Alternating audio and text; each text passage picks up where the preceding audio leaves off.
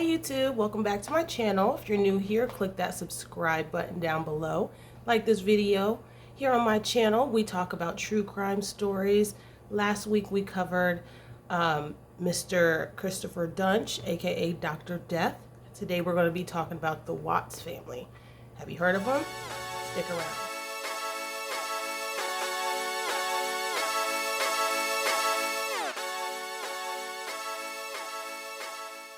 Okay, so Christopher Watts and Shannan Watts were locals of Spring Lake, Aberdeen, North Carolina.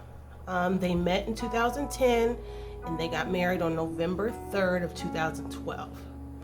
Now they had two daughters, Bella Watts, who was born December 17, 2013, and Celeste, who they called Cece, who was born on July 17, 2015. They lived in a 5-bedroom home, big, gorgeous house in Frederick, Colorado, which they purchased in 2013. Now, Chris worked at a petroleum plant while Shannan was an independent representative selling a product called Thrive. At the time of her death, she was 15 weeks pregnant with their son, who they were going to be naming Nicole. Now, the whole story begins when Shannan returned home from a business trip to Arizona at about 1:48 a.m. on August 13, 2018. After being driven home by her best friend and also her colleague. Her name was Nicole Atkinson. Chris was at home with the girls that whole time, had them through the weekend. Later that day, Shannan and the girls were reported missing by her friend Nicole, who became concerned when Shannan missed a scheduled OBGYN appointment. So she was supposed to have an appointment to check on her pregnancy and everything. She missed that appointment. It was very unlike her. She was failing to return text messages, phone calls. And then after she missed a business meeting, that's when Nicole went to the Watts home. And this was about 12:10 p.m. When the doorbell and the knocks went unanswered, nobody was answering. That's when Nicole notified Chris, who was at work. And then she also called the Frederick Police Department. An officer arrived to conduct a welfare check at about 1:40. So it took them a little over an hour to get there, and Chris arrived home to talk with the officers, discuss ways to locate his family. He was saying that they had got into an argument. He wasn't sure where she went, that she had left with the girls. Now, since he did give the police officers the okay to do the welfare check and search the house, there was no signs of Shannan or the girls. The searchers discovered her purse containing her phone, her keys. Her car was still there, which concerned Nicole a lot because the girls' car seats were in there, and she just swore up and down that her friend would never leave anywhere without the girls' car seats. It was also still in the garage. Also, what was found was her wedding ring, and it was found on the master bed. Now, the next day, the FBI got involved, and the Colorado Bureau of Investigation joined the investigation the next day as well, which was August 14th. Chris initially told police he had no idea where Shannan, Bella, Celeste, where they might be. He hadn't seen his wife since 5:15 a.m. on the 13th when he left for work. He gave interviews to Denver stations, to some of the radio or some of the news stations there outside of his house. He was pleading for the return, acting concerned, I guess you could say. Investigators with cadaver and search dogs could be heard on the property during the interview. So they're actively in this search while he's having these interviews with the news. Now, police were starting to get a little suspicious of Chris. Now, that first day when she went missing and the girls went missing, they went to a neighbor's house who had like a security camera outside, and they looked on the security camera, and Chris got real agitated. Not agitated, you could tell he was nervous, crossing his arm. I mean, you could look at the interviews on YouTube or online. You could just tell that he wasn't acting like a normal grieving husband should. So it wasn't really a surprise come the next day, which is August 15th, that he was arrested.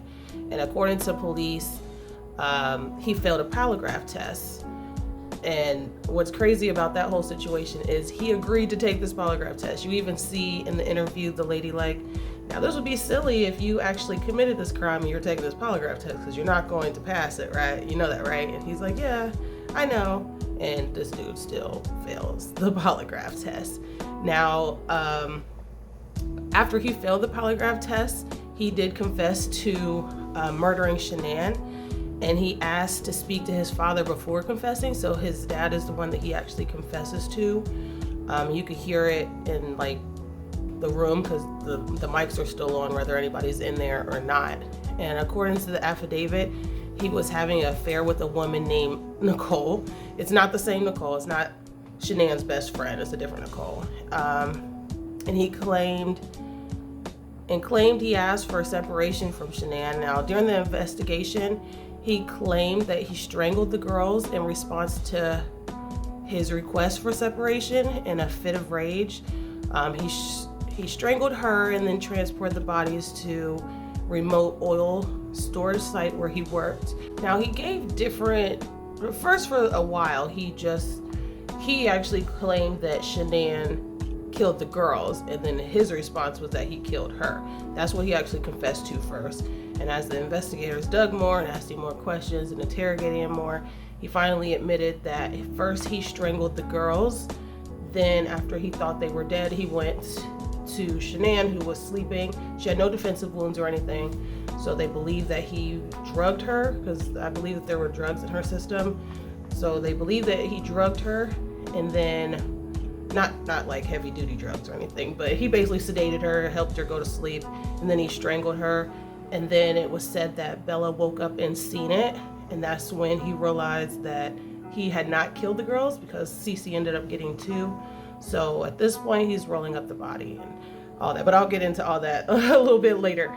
But yeah, so he basically is saying that he killed the girls twice, or at least he tried to. So he had plenty of time to rethink this through, and he didn't do that. So it's horrible. But back to the story. Sorry, I just want to make sure you guys had that little tidbit of information. Now, Chris and this Nicole girl, they began having an affair in late June of 2018. It was approximately 2 months before the Watts family went missing. The two first connected while working at the Petroleum Corporation in Colorado, which is where Chris was working at the time, the same location where the bodies of his wife and children were found. And although Watts maintains his innocence at first, he later admits that his relationship and desire to start a new life with Nicole led him to murder his family. Back on August 13th, the day the Watts family had disappeared, he had texted Nicole and told her his family was gone, in quotes. He said that Shannan had taken the girls to a play date and never returned. And according to Nicole, Watts appeared casual, didn't show any emotion when talking about his missing family, which she found to be odd, as any of us would. It wasn't until she read the news that she supposedly realized that Chris had been lying to her this whole time. Now, I say supposedly because I personally don't buy it. I mean, tell me what your thoughts are in the comments down below, what you guys think about Nicole, if you feel like she was just innocent and just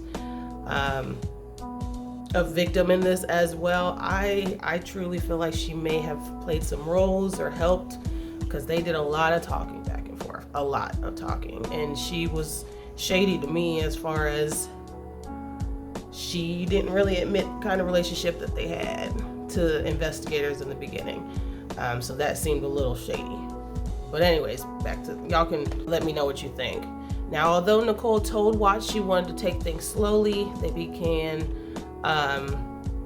having a physical relationship in early July. And it wasn't long before Nicole was contemplating marriage with this guy. So mind you, she's only known him for 2 months, knows he has a wife and kids, supposedly doesn't know about this baby, but thinks that he's leaving his wife, so she thinks she's about to marry him. Like, that's just mind-blowing to me. I just don't believe that. Seemed like she was ready to step in, as soon as they were gone, without even supposedly knowing that anything was going to happen to him.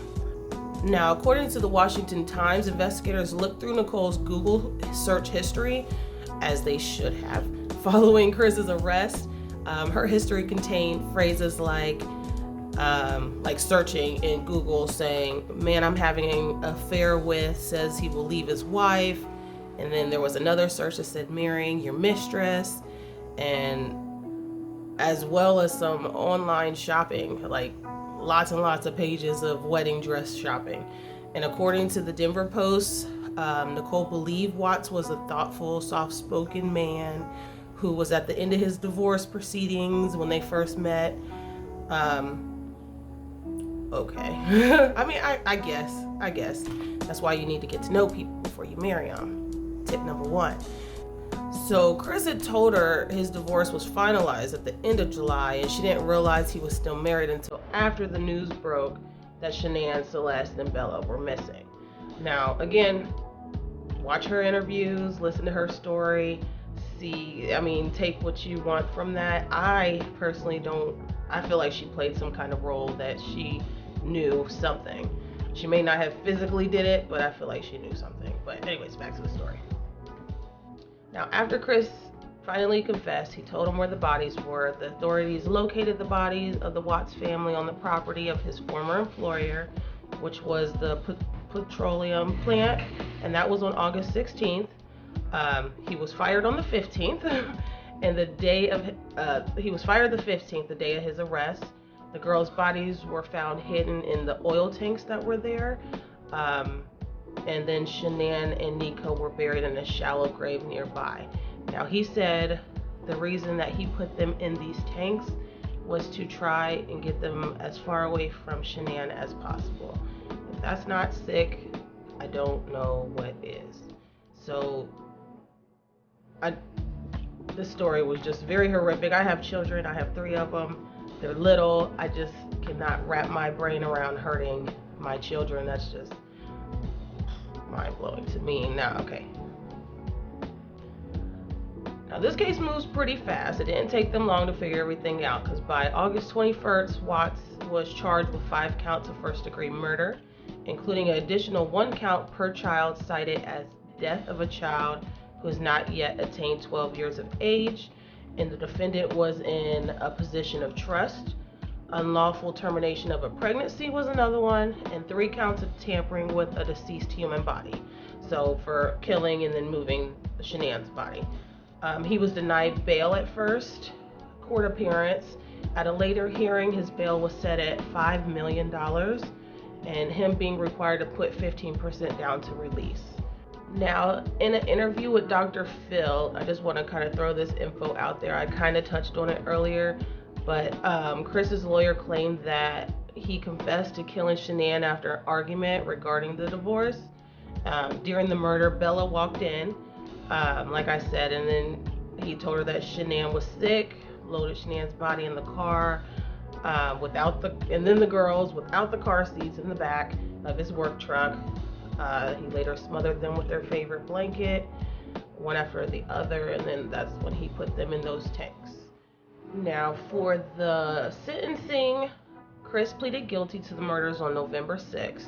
The death penalty was not put forward by the district attorney on the request of Shannan's family, who do not wish for any other further deaths to occur, which I applaud her family. That's amazing. I can't imagine. But at the same time, I feel like sometimes death is too easy. Me personally. That's something else you guys can talk about down in the comments as well. How do you feel about the death sentence?